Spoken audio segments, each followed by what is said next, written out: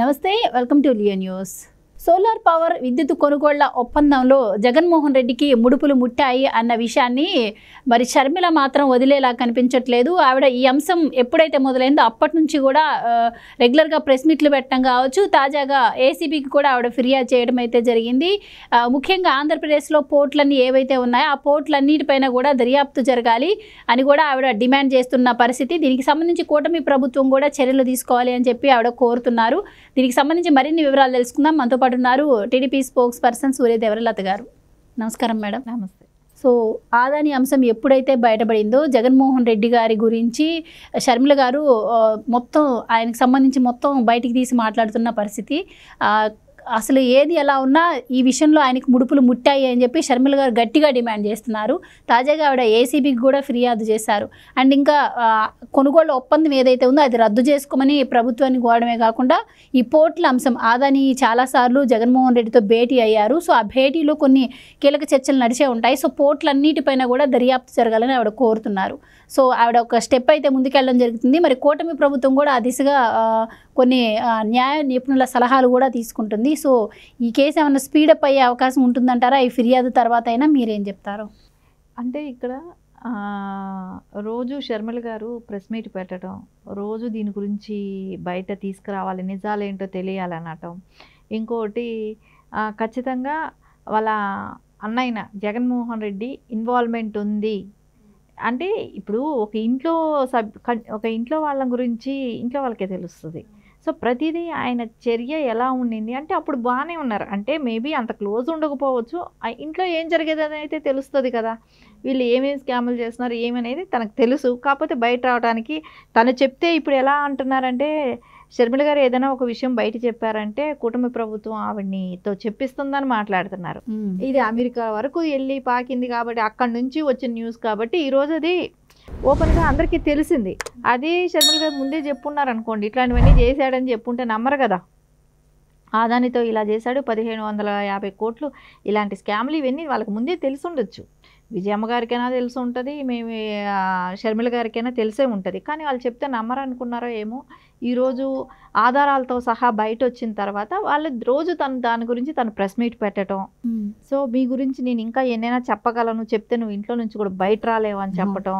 ఇంకొకటి వేరే ఎక్కడో మీమ్స్ చూశాను, ఆ మీమ్స్లో మా చిన్నాన్నని మేము చంపుకుంటాం, మా చెల్లెలు మేము ఏమైనా మాట్లాడుకుంటాం, మీరెవరు, నా తల్లిని నేను కోర్టుకైనా లాగుతా, చంపనైనా చంపుతా, మీరెవరు మాట్లాడటానికి అని ఇలాంటివన్నీ కూడా మాట్లాడాడు. అంటే ఆవిడ రోజు ప్రెస్ మీట్ పెట్టి ఏదో ఒకటి మాట్లాడుతూనే ఉంది. ఇప్పుడు ఈ రోజున మళ్ళీ ఏసీబీకి వెళ్ళి ఇలాంటి కంప్లైంట్ ఇవ్వటం అంటే ఆయన మీద యాక్షన్ తీసుకోవాలనే కదా చెప్తున్నారు. ఆయన గురించి యాక్షన్ తీసుకోవాలి. పోర్టులలో కూడా ఆదానితో కలిసి ఈయన చేసిన అవకతవకలు చాలా వరకు ఉన్నాయి, అవన్నీ కూడా నిజ నిర్ధారణ జరగాలి, ఆ దిశగా గవర్నమెంట్ పనిచేయాలని చెప్పేసి అయితే రోజు ఏదో ఒక రకంగా ఏదో ఒక చోట ఇది జగన్మోహన్ రెడ్డిని అయితే ఆయన చేసిన గత 5 ఏళ్ళలో చేసిన అవకతవకలన్నీ బయట పెట్టాలనే చూస్తున్నారు. సో కానీ ఇది ఒకందుకు మంచి అవకాశమే, ఎందుకంటే ఒక కుటుంబ సభ్యులకే తెలుస్తాయి వాళ్ళ లోటుపాట్లు, వాళ్ళు చేసిన పనులేంటి, వాళ్ళు 5 ఏళ్ళు ఏమి చేశాడు అనేది వాళ్ళకి అన్నీ అవగాహన ఉంటుంది. అలాంటి వాళ్ళ దగ్గర ఇంకా మనం ఏదైనా ఉంటే అది తీసుకొనైనా సరే ఏసీబీ రేపు పొద్దున సో వీళ్ళని కూడా ఇన్వాల్వ్ చేసి, సో వీళ్ళకి కూడా తెలిసే ఉంటుంది కాబట్టి వీళ్ళ దగ్గర ఇంకా న్యూస్ ఉంటుంది. ఇలాంటి వాళ్ళతో మనం ఇంట్రాగేషన్ జరిగేటప్పుడు వాళ్ళ దగ్గర కొంచెం న్యూస్ తీసుకొని దాని విధంగా కూడా పరిగణలోకి తీసుకొని చేయటం అనేది మన ఏపీ రాష్ట్రానికి మంచి జరుగుతుంది.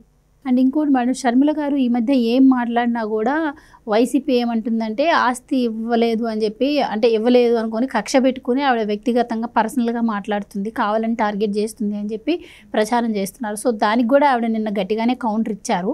కానీ ఆవిడ ఆ కౌంటర్లో ఒక మాట అన్నారు, నేను నిజాలన్నీ బయట పెడితే జగన్మోహన్ రెడ్డి గడప దాటి బయటికి రాలేదని చెప్పి. సో ఆవిడ నిజాలేం బయటకు పెట్టకముందే ఇప్పుడు రోజుకొక కేసు ఆయనకి ఇప్పుడు ఎదురవుతున్న పరిస్థితి. అంటే రోజుకు ప్రతి ఆంధ్రప్రదేశ్లో ఎక్కడ అవినీతి జరిగినా దాంట్లో జగన్మోహన్ రెడ్డి గారి పేరే మొదట వినిపిస్తూ వస్తుంది.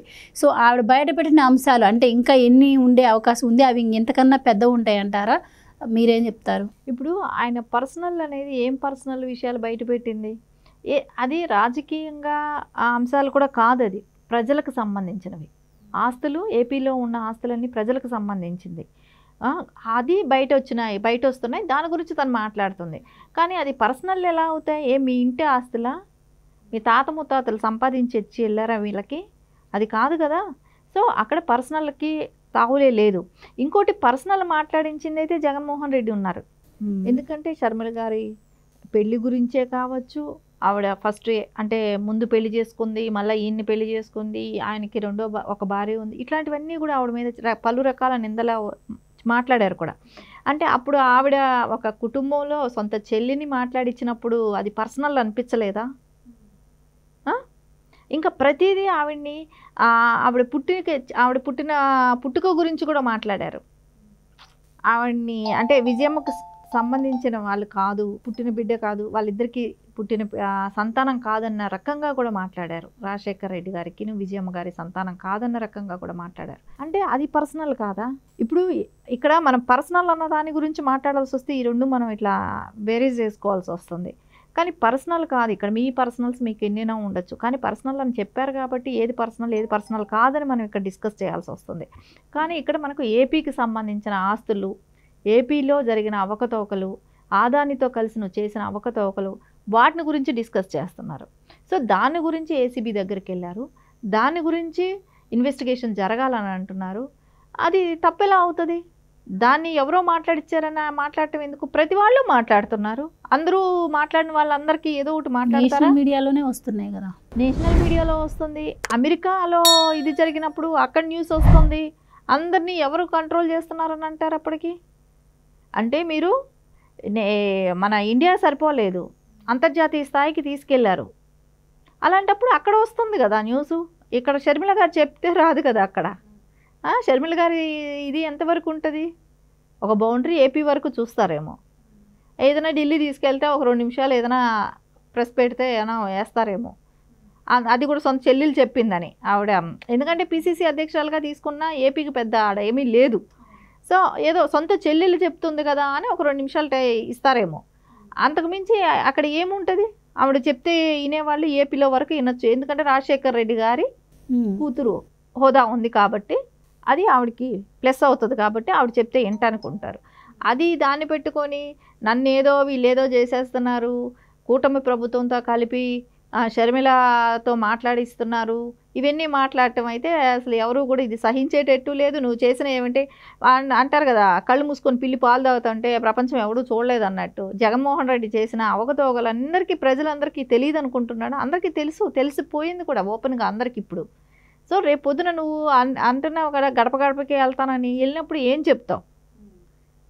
జనంలోకి జగన్ అన్నప్పుడు ఏం చెప్తావు? నువ్వు చేసిన అవకతవకల గురించి చెప్పుకుంటావు, ఏం చెప్పుకొని వెళ్ళగలుగుతావు? అందుకే ఇప్పుడు షర్మిల గారు చెప్పేటివన్నీ కూడా వాస్తవాలే, కాదని లేని వాస్తవాలు. కాకపోతే వాటన్నిటి మీద ఖచ్చితంగా ఎంక్వైరీ అయితే జరగాలి, వాటినన్నింటినీ కూడా తెలియజేయాలి. కాకపోతే ఇది షర్మిల గారు ఇక్కడ బిట్టు ఒక్కొక్కటి వదలటం కాదు, ఏం జరిగాయనేది చెప్పాలి. ఇక్కడ ఎట్లా కనపడుతుందంటే రేపు పొద్దున నేను నీకు చెప్పేస్తాను బయట, నువ్వు కానీ మళ్ళీ దారిలోకి రాకపోతే అన్నట్టు ఉంటుంది.